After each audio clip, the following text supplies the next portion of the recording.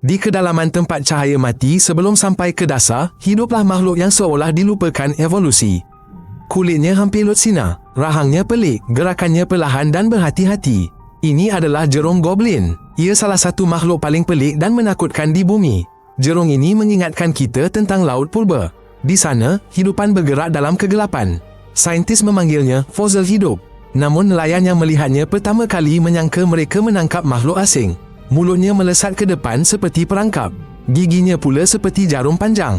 Apabila mangsa terlalu dekat, ia tidak sempat mengibaskan ekor. Rahang jerung goblin melesat dengan laju peluru. Ini bukan fantasi atau kesan khas. Semuanya telah dirakam video dan disahkan sains. Penampilan jerung goblin seolah direka untuk menakutkan. Hidungnya panjang seperti paruh, matanya sempit, gigi tajam, lutsina dan tersusun beberapa baris. Badannya lembut, tidak berbentuk. Kulitnya separa lutsina dan kemerahan. Salur darah boleh dilihat di bawahnya. Ia tidak bergerak pantas seperti jerung lain. Ia berenang perlahan, hampir tergantung di air. Seolah bayang-bayang yang hidup. Panjangnya sehingga 4 meter. Ia mungkin kelihatan lebih besar. Ini kerana bentuknya memanjang dan warna bercahaya. Senjata utama makhluk ini ialah rahangnya yang boleh meluru ke hadapan sehingga 1/3 panjang kepala. Ia seperti spring yang tersembunyi di bawah kulit. Apabila jerung mengesan mangsa, ia tidak bergerak. Ia hanya melontar rahang ke hadapan, menghasilkan tekanan rendah yang menarik mangsa masuk. Teknik ini dipanggil lastik mulut. Tiada yang lain di lautan berburu sepantas dan setenang ini. Hentaman, sedutan dan ikan itu hilang. Semuanya berlaku dalam sepersekian saat. Dia hidup di mana tekanan boleh menghancurkan penyelam. Suhu air pula hampir beku. Ini kegelapan. Tiada bunyi, tiada cahaya dan hampir tiada oksigen.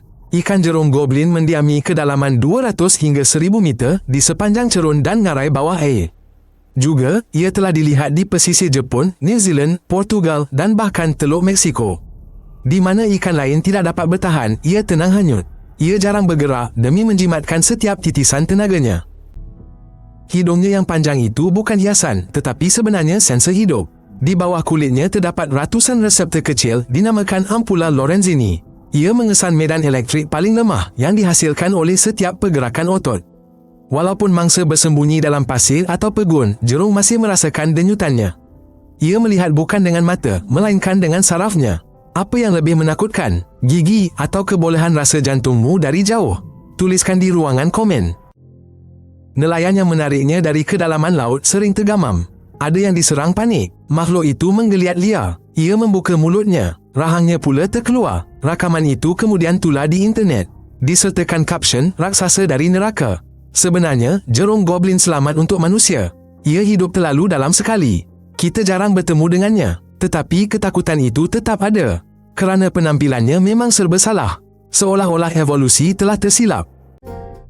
Spesimen pertama ditangkap dekat pantai Jepun pada tahun 1898. Sejak itu, hanya beberapa puluh ditemui. Saintis mendapati spesies ini hampir tidak berubah selama jutaan tahun. Ia terselamat daripada kepupusan, perubahan lautan dan iklim. Struktur tubuhnya adalah muzium evolusi yang hidup. Di dalam badannya ada sisa-sisa ciri purba yang tiada pada jerung moden. Mungkin sebab itulah ia kelihatan sangat pelik, seperti tetamu prasejarah yang terperangkap antara zaman.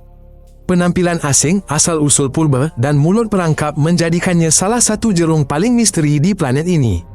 Ini bukan rekaan atau mutan, tetapi sebahagian sejarah bumi yang hidup, berenang dekat kita, cuma terlalu dalam untuk dilihat.